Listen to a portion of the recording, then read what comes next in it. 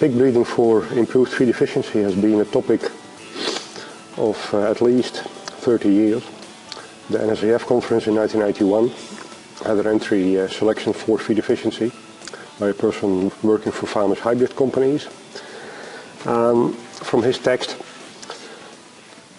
we have a little clip here. One method for the pork producer to increase feed efficiency in his operation is through the seed stock he purchases. And we'll dwell on that for half an hour or so. Even earlier, in 1970, was a publication in the Canadian Journal of Animal Science of a 10-generation selection experiment on traits like feed utilization, or feed efficiency, and carcass score in a Yorkshire population. That was a very important publication because it set the scene for what pig breeding companies have been doing in terms of recording feed intake for quite a long time. I'm showing you two of their selection lines here. The blue line was selected for a low feed conversion ratio, and over the 10 generations they reached an improvement of 0.027 units, FCR units, per generation.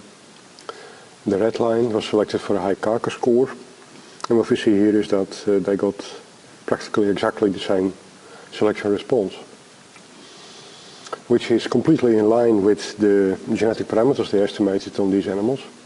We see here that FCR had a heritability of 0.11 in these populations.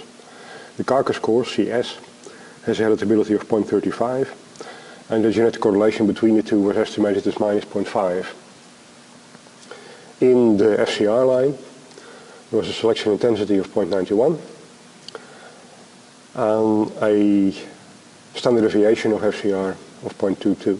Now, if you combine all those parameters together, you would predict a selection response of 0.022 and 0.019, which is pretty close to what I actually found on the left. The deviations are due to low population size, which makes it difficult to estimate those parameters in an accurate way. So everything fits together and is consistent. So what we're looking at is an indirect selection scheme here. Select on carcass score. Carcass score is some kind of combination of back fat depth, carcass weight, and estimated lean percentage. Select on that to improve another trait, FCR. And because the square root of the heritability of carcass score is twice as high as the square root of the heritability of FCR, the 0.5 correlation is completely compensated for. So the correlation isn't perfect, but the effective heritability is much higher, twice as high. Now, Lord Kelvin is famous for having coined this particular quote: if you cannot measure it, you cannot improve it. And Bernard and Fahmy's results show that this is not true. If you cannot measure it, FCR, you can still improve it a little by measuring something else, like carcass score. So the cardinal question is then, why is the heritability of FCR so low in this experiment? And for that we need to have a look in the article itself, where they describe their testing method, their recording method. And summarizing that, we can see that the selection criterion that was used to select the males in these selection lines was the average FCR as it was recorded on 4 full sibs of each of those boars, mostly castrated full sibs. And those 4 full sibs were housed together in a pen that was not the pen where the selection candidate was housed in. And from a genetic point of view, that is a poor information source. You can work out the real heritability from that knowledge, the real heritability of FCR. You need a bit of algebra for that, including the number of records, that is 4 castrated full sibs. The observed apparent heritability, 0.11. Because they are together in a pen, you need to have a value for the common pen effect. And I got an estimate from a couple of years ago to parameterize that. And of course, the genetic correlation between entire males and castrates is never perfect, so I put it at 0.95 here. And with those values, the real heritability of FCR comes out at 0.34, which means that these people lost 2/3 of their potential genetic progress, going from 0.34 to 0.11, and that is of course a big pity. The 0.34 lines up quite nicely with what the NSIF is suggesting as a typical value for the heritability of feed efficiency. The 0.35 heritability of carcass score lines up quite nicely with what they have for back fat probe and lean percentage. I've got some more heritability estimates for FCR here from the NSIF of the last slides plus 42 other sources. And we see here that the 0.11 estimate from the selection experiment is atypically low. The 0.34 that comes from it fits much nicer in this distribution. The same holds for the genetic correlation of FCR with back fat depth. The 0.52 estimate of them is relatively high. So this is not true, but if you measure it properly, you can improve it much more. As is shown in a more or less random example, this is a pig breeding company from Switzerland, where they create genetic improvement in 4 lines. We're looking at FCR here in German and French, because that is the languages they speak over there. And we see here genetic trends in FCR in combination with genetic trends in 9 other traits, because like everybody else, like any other breeding company, they don't select for a single trait only. And these people make use of this kind of electronic feeding stations, like most other pig breeding companies do, illustrating that if you can measure it properly, in individual pigs and group housing, and you process those records in a proper way statistically, you can improve FCR much more than what Bernard and Fami's old system did. That equipment comes, of course, with its difficulties. Pigs are very good in sabotaging any kind of electronics that you put into their pen. We have seen in the late 90s, early 2000s, we've seen quite a lot of studies, quite a lot of development also, to deal with errors, with measurement errors that were delivered by those electronic feeding stations. Essentially, people look at every single visit to the feeder and the data recorded then, and just clean up the frequency distributions of all those traits. One of those people is a PIC colleague of mine, Dave Casey. In the midst of the first decade in the 2000s, he has been able to increase the heritability of feed intake by 50% just by cleaning up the records delivered by the machinery. And later on, that was further improved, and at the moment our heritability estimates of FCR are the highest in the industry. Those are the red ones over there. We have a realized heritability of feed intake records above 0.5. And at the same time, the genetic correlation of FCR with back fat depth has come very close to 0 in our system, which is very handy if you want to combine those traits into a selection index, because they don't influence each other in a negative way. So as a result of all that kind of selection, industry-wide, we have seen genetic trend. We're looking here at a 35-year trend in public commercial product evaluation results from the UK, from Germany, from France, from the USA, Holland and Denmark. So every dot here is a commercial slaughter pig that was commercially available at that point in time, in whatever country it is. And we see that feed intake has come down from a quite high level up to the very early 90s and is then stabilizing and not changing anymore on average, while at the same time lean tissue growth rate is increasing in almost a linear way and still continuing to do so.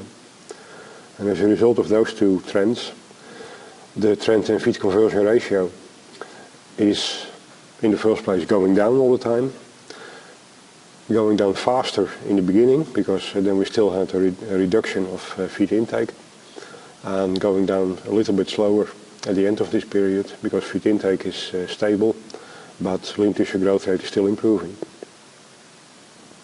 A quite sizable improvement from 3.3 kilo per kilo to 2.6 on average in commercial slaughter pigs.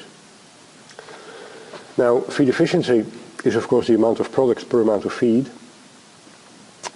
and we need to consider which product that should be.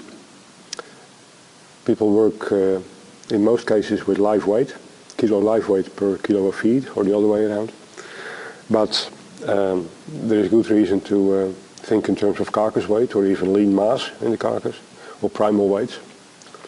But from a biological point of view, it makes more sense to consider things like protein, lipid and heat, because those are the chemical and physical things that a pig produces out of the feed that it consumes. FCR is gross feed efficiency.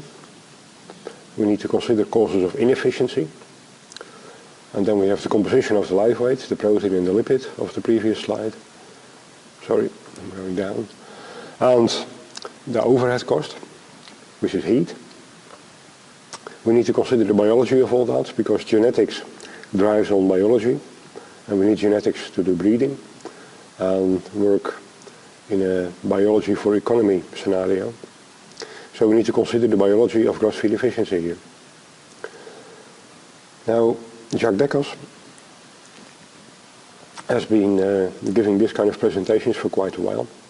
This is from a 2010 presentation of his, where he introduces residual feed intake and claims that residual feed intake, which is feed intake itself adjusted for anything you can measure on the pig, like growth rates and back fat depth, that this represents about a third of the total variation in feed intake, which is quite a lot and which can be exploited.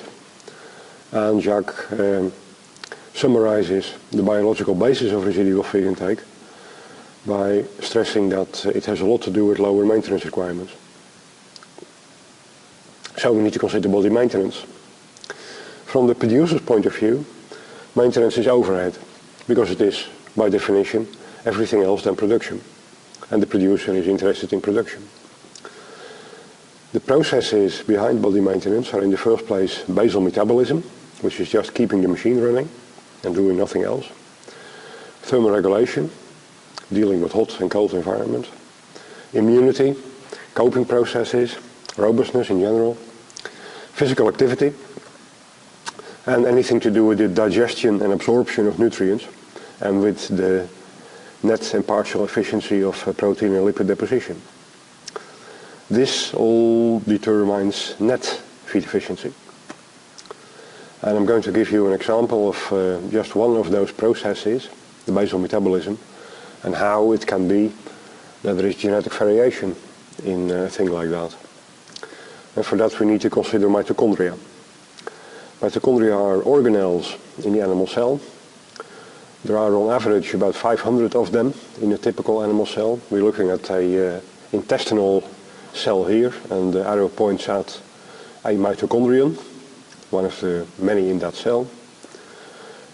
When you look at mitochondria under a microscope, you find that they are very tightly packed with a tightly folded membrane structure, which has been stylized here. The membrane is much less tightly packed in this picture, so we can see it a lot better.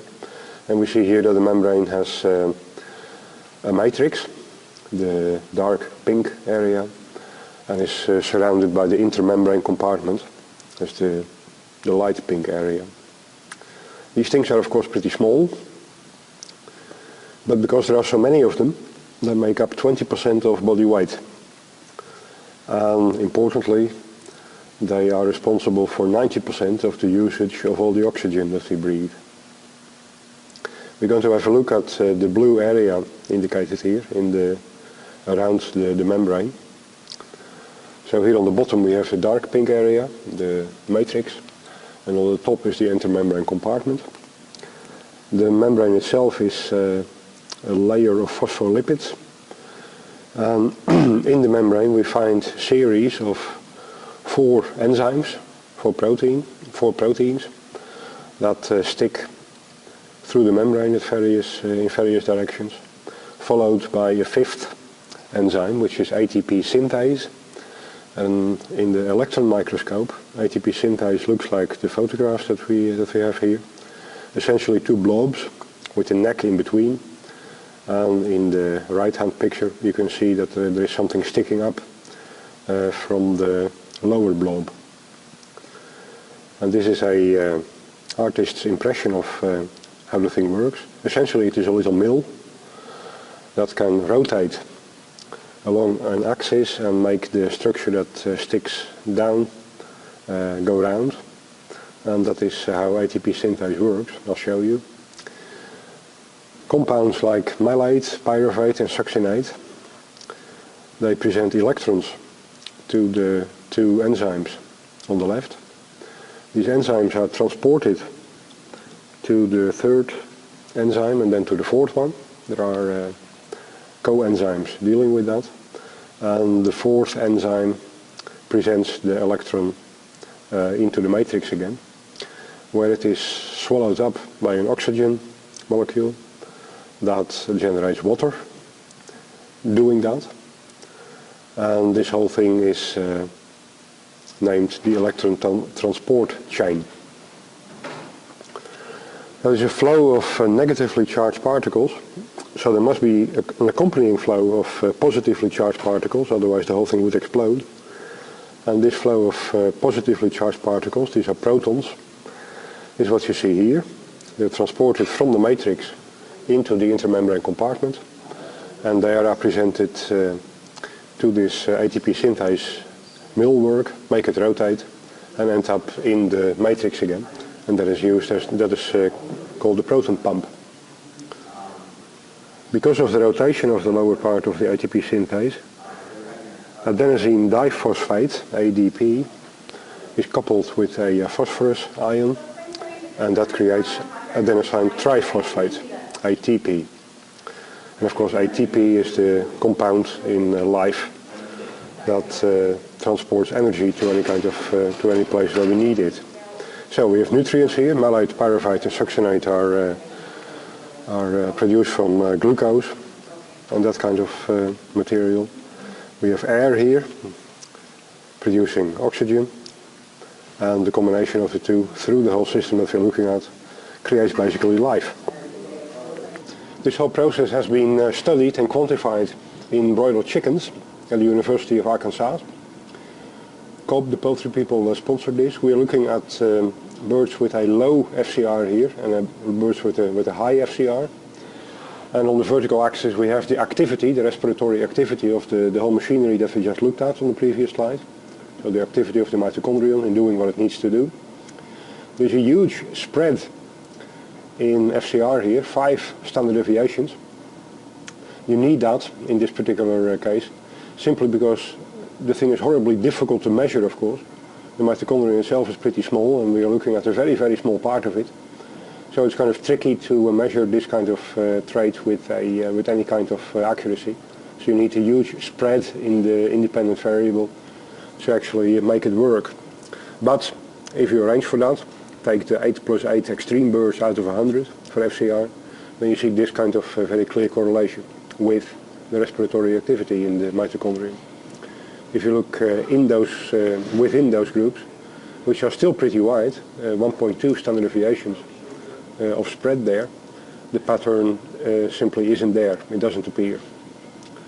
Very tricky thing to measure. So this is a wonderful process, but like everything else in life, it doesn't work in a perfect way. Electrons have the tendency to leak out of this whole system, which of course causes inefficiency. Electrons can leak out into the intermembrane compartment, where they team up with oxygen and form horrible compounds like hydrogen peroxide. And the same thing can happen in the matrix. And if they link themselves to the oxygen that was supposed to team up with an electron to form water, but then the electron must of course not float around freely, but being presented by that fourth enzyme over there, then that oxygen is not available for turning into water anymore, and as a result of that there will be no ATP production. And in that same experiment at Arkansas, we see that the green birds with a very low FCR, produce systematically a lower amount of hydrogen peroxide in their mitochondria than the red birds, which are birds with a high FCR. So this electron leakage business creates inefficiency in the very first place because it makes less oxygen available to be turned into water and then generate ATP. In the second place, because these reactive oxygen species like hydrogen peroxide, they damage the phospholipids in the membrane through protein oxidation and lipid peroxidation. And the membrane damage that occurs as a result of that, of course, causes a positive feedback loop with negative results because it creates even more leakage through the membrane. And the protein oxidation calls for more protein turnover to repair the protein again, and that leads to inefficiency again. At the same time, the peroxides also oxidize DNA. Mitochondria have their own DNA, and that leads to a positive feedback loop again, and more importantly, it leads to mutations, of course. And the system can try to counteract this whole electron leakage business by neutralizing those electrons with protons, the positively charged particles. So there is an active process called proton leakage, but that of course makes the whole thing more inefficient because those protons, when they have leaked out, are not available to turn the little engine anymore, which means that instead of ATP there will be heat created, and that is the third cause of inefficiency in this system. So what we have here is, through this whole electron leakage system, we have three causes of metabolic inefficiency. Because mutations are the product of the whole thing, there is a very strong connection to a genetic component in the whole thing. So a wonderful, neat little example of genetic variation, causes of genetic variation into an intrinsically inefficient basal metabolic system. And the other maintenance processes that we looked at, like thermoregulation and all the way down, they show variation between animals, and a big part of that is genetic variation just as well, which is nicely illustrated by these data here from Grete Torbeck from Denmark in the mid of the 70s. These are 48 Danish landrace pigs. They were subjected to indirect calorimetry to measure the maintenance requirements. She did that 8 times for every pig, between 23 and 80 kilo live weight. And what we see here is 48 trend lines, one for each pig. And what you see is that the maintenance requirements, as they have been estimated here, they have a range of about, 150 units or so. That's a mean level of something like 450. A lot of individual variation there. And from other literature sources, I have here very similar information. The variation coefficient of maintenance requirements, as they have been measured in pigs, in mice and rats, in beef cattle and also in dairy cattle, range typically from 5% to anywhere like 25%. And the heritability of that same trait centers around 30% or so. A genetically variable trait, very clearly.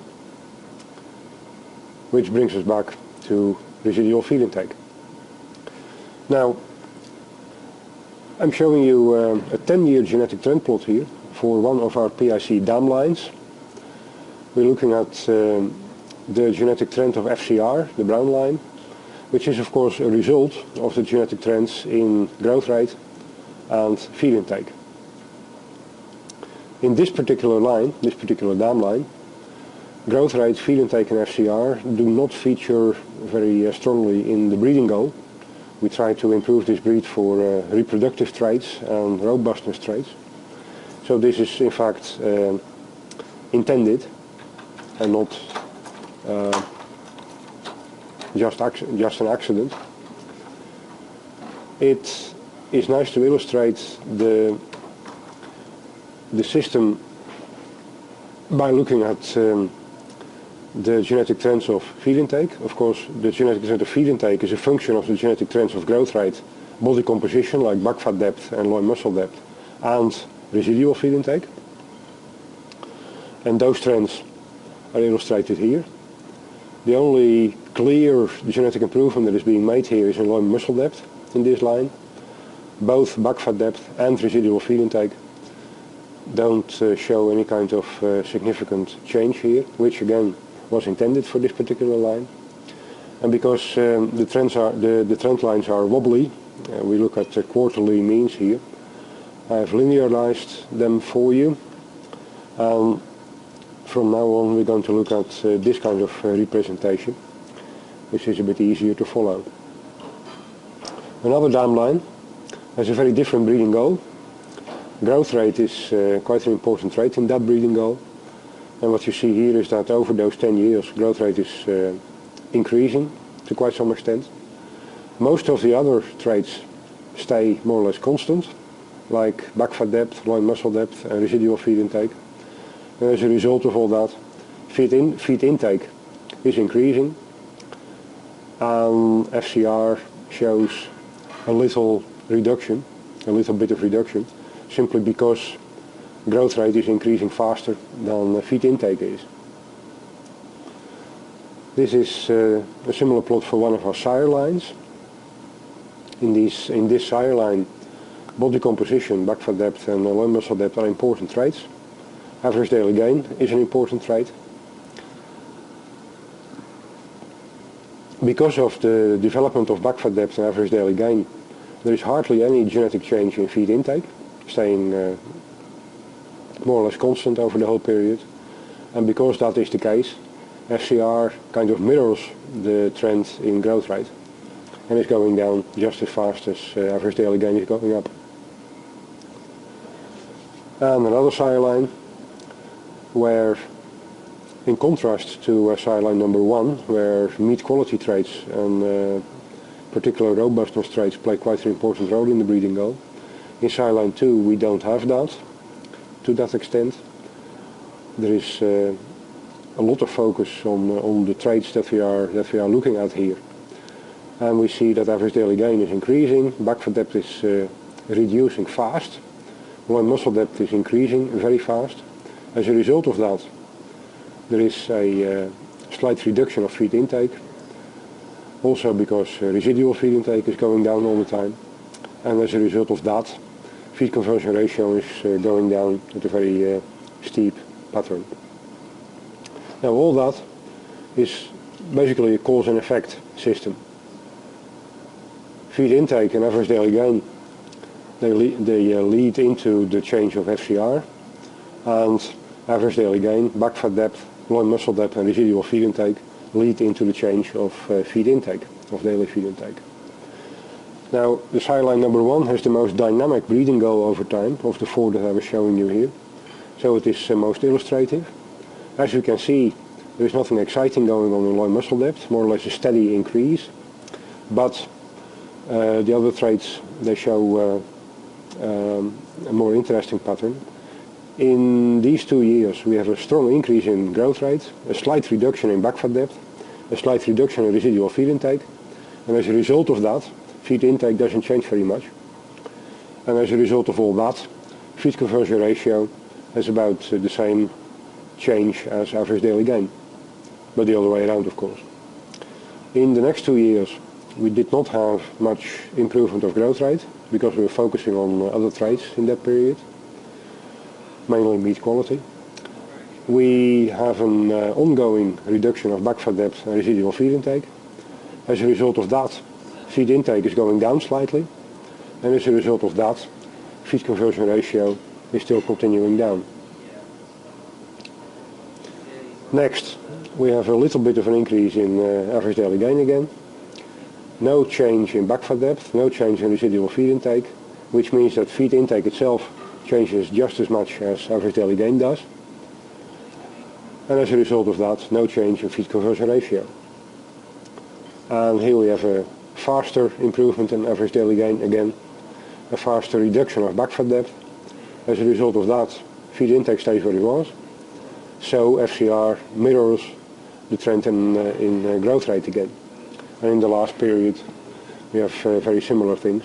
No much change in those 3 basic traits, which means no change in feed intake, which means much less change in FCR. So the whole thing is very simply a cause and effect system. You can create genetic improvement in FCR by tweaking the genetic improvement of the traits that underlie it. So how do we improve FCR then?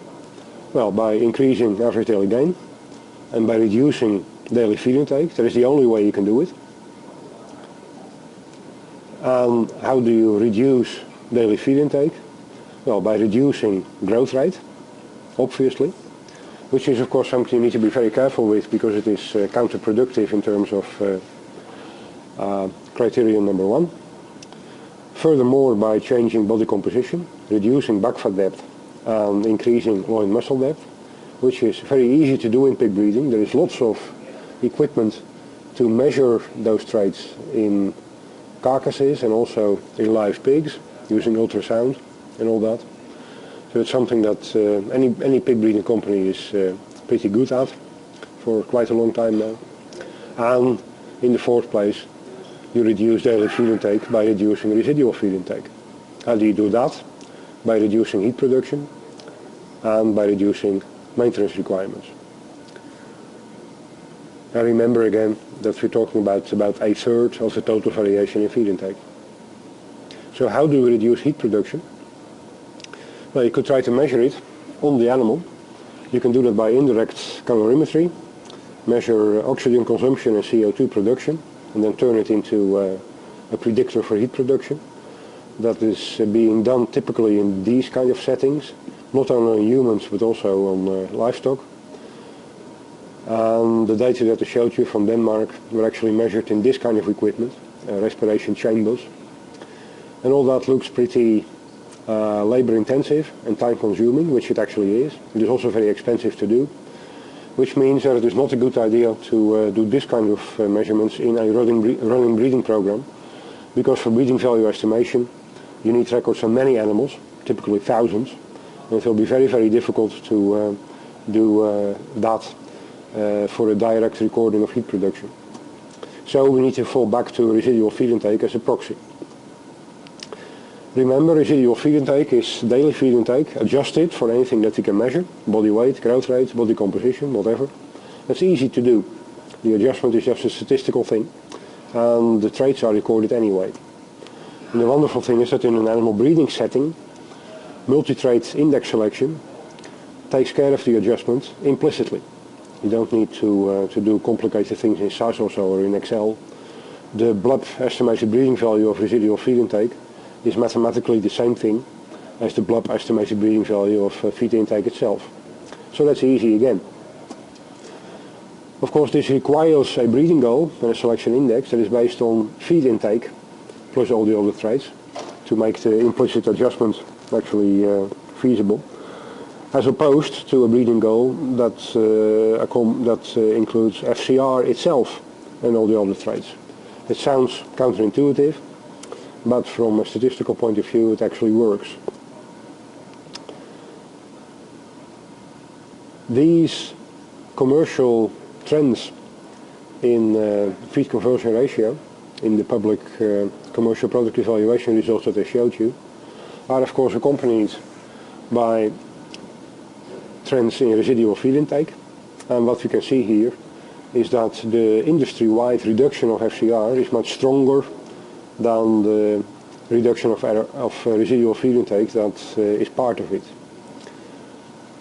Which means that the genetic improvement of FCR has been due mainly to changes in the other part of FCR than what is caused by residual feed intake, which is growth rate and body composition. Why is that? Because it has been comparatively easy all the time to measure growth rate and body composition and to select against it, much easier than to measure feed intake. But that is not the case anymore. It is time to exploit residual feed intake now, because it is not much more difficult to measure feed intake than growth rate and body composition anymore, because of these electronic feeding stations that everybody is using. It is in fact pretty feasible to do that. And remember, It is important to do it because it explains a very big part of feed intake that we would otherwise not have control of. So the big advantage of approaching the system this way, based on a breeding goal, based on feed intake and all the other traits, which is a proxy for residual feed intake and all the other traits, the big advantage of it is that every element of the whole thing is under genetic control. So focus on FCR again, those trend lines in the first dam line and the second sire line.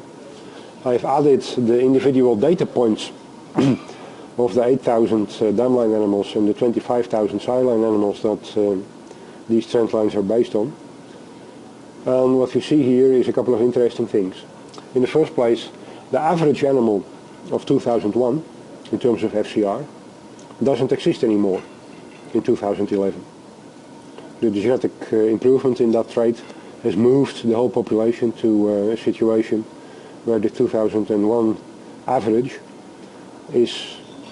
cannot be found anymore in the 2011 population. Or put the other way around, an animal that is just about average for FCR right now was pure science fiction 10 years ago. Didn't exist.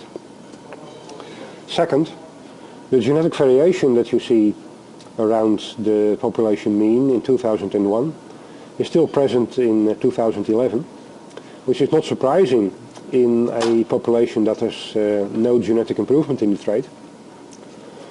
But in the line where we have quite a lot of genetic improvement in the trait, we see exactly the same thing. The genetic variation does not disappear as a result of selection for the trait. It is available to be exploited, and it remains available to be exploited. That holds for FCR, and it holds just as much for residual feed intake, for net feed efficiency.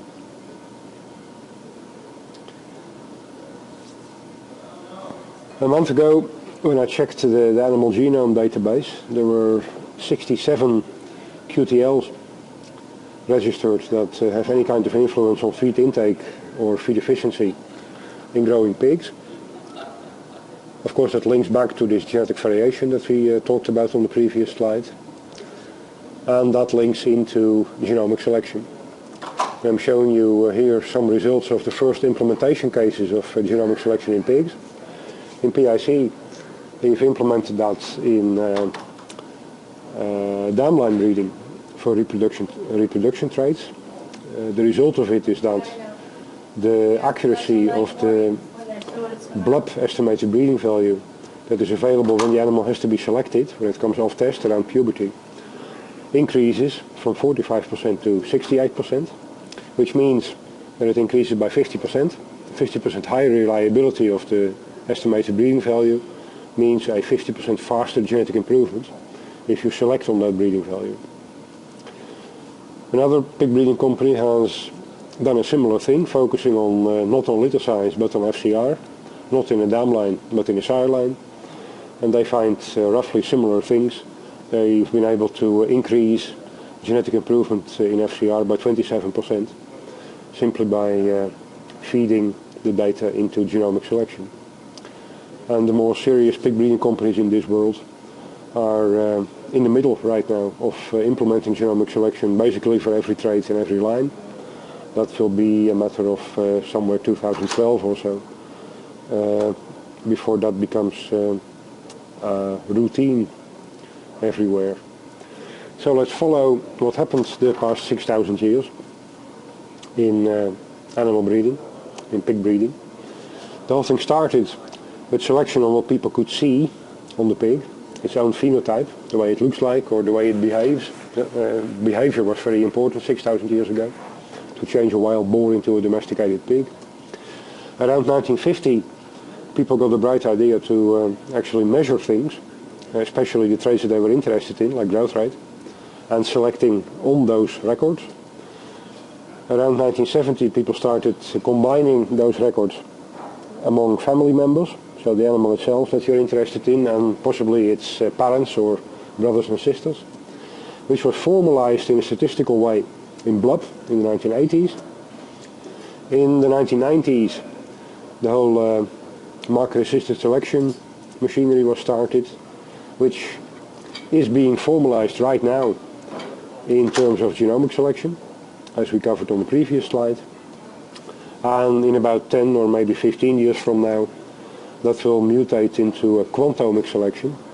And in this particular presentation here, we have a wave from left to right, from biology-driven breeding technology, where you need to understand the pig and the way it works, to statistics-driven breeding technology, where you need to be able to process the data that you have been recording in a clever way. And the whole thing is going up and down over time.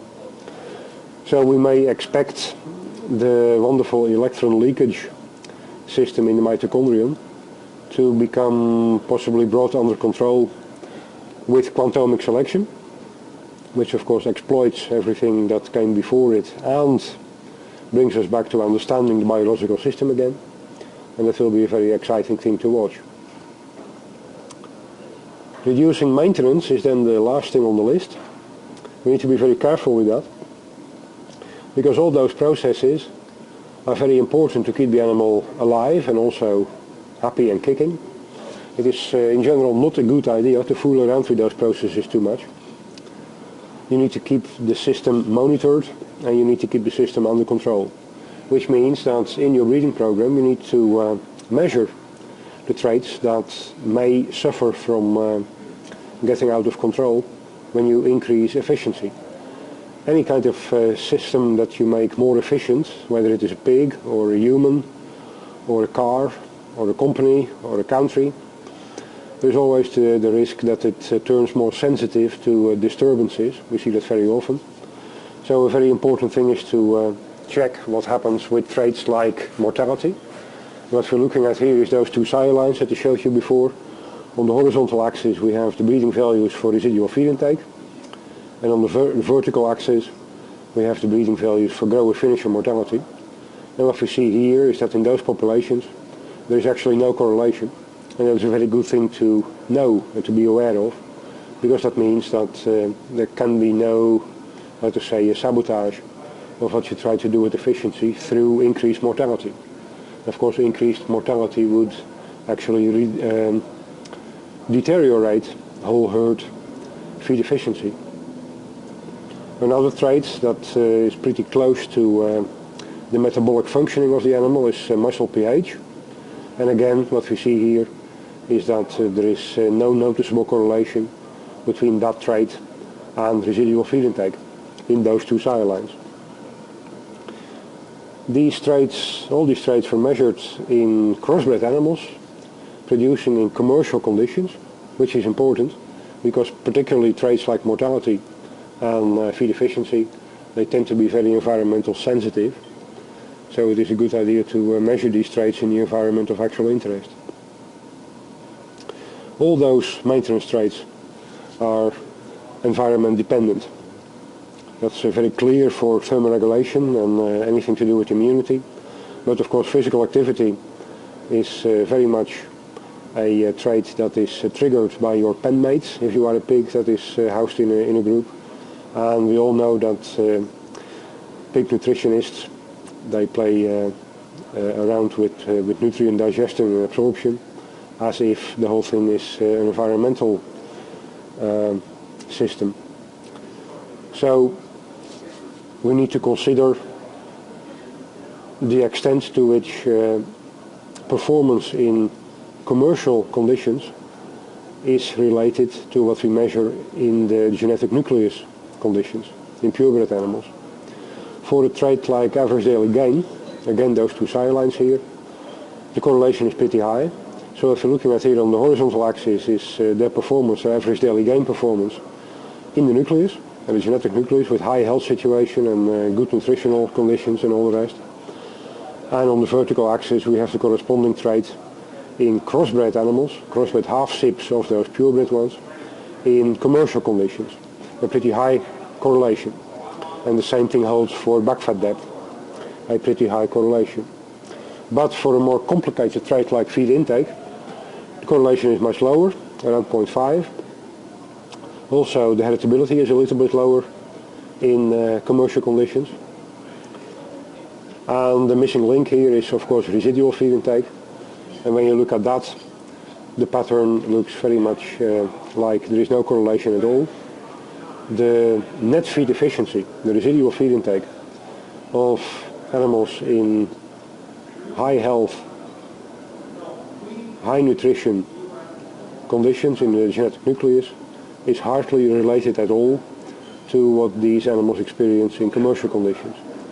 That is a very important thing to know, because it means that if you want to improve residual feed intake, net feed efficiency in commercial conditions, then as a breeding company you must make sure that you measure that trait in those conditions, otherwise it is not going to work.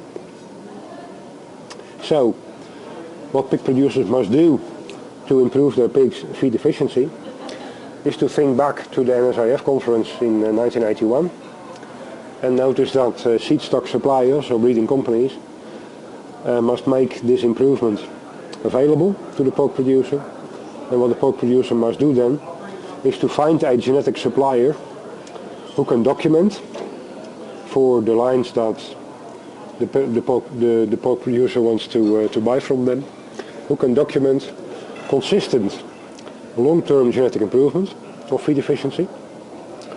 Long-term, like 10 years, 15 years would be nice, because then you have some kind of assurance that it will also carry over in the future, and who can document at the same time an absence of unfavorable correlated responses in fitness traits.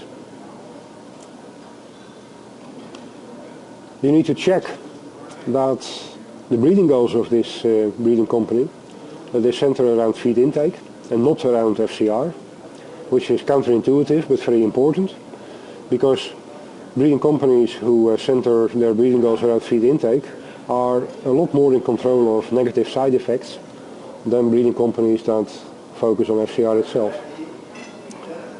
And in the fourth place, you need to consider that there is a lot of genetic variation available at any point in time. So for the traits that has a negative trend line like this, you typically don't want those animals in the red circle, you want those animals, right? So you need to make sure that this breeding company supplies you with animals with a favorable breeding value for feed intake. And for feed intake, the favorable breeding value is a negative breeding value. You also need to make sure that that breeding value estimate was estimated through multi-trait blood, because again that allows for more control of any kind of correlated responses in other traits, because it is multi-trait, and it is very important that this trait was recorded in commercial conditions, if possible in your own farm, of course. You need to influence their breeding goals, which means that you phone them every now and then to keep nagging them about all the above. That's very important. But in the very first place, you need to support those precious pigs of 0.4 with good animal management. That's very, very, very important. If you work with animals with a high genetic potential in whatever kind of trait, they will only bring that potential to expression if you deal with them in a professional way. Protein cannot be made out of thin air. And in the sixth place, you need to take 0.1 very serious. There is no magic in pig breeding. You just need to make sure that the genetic quality is supported the right way. Otherwise, it will not be expressed in your conditions.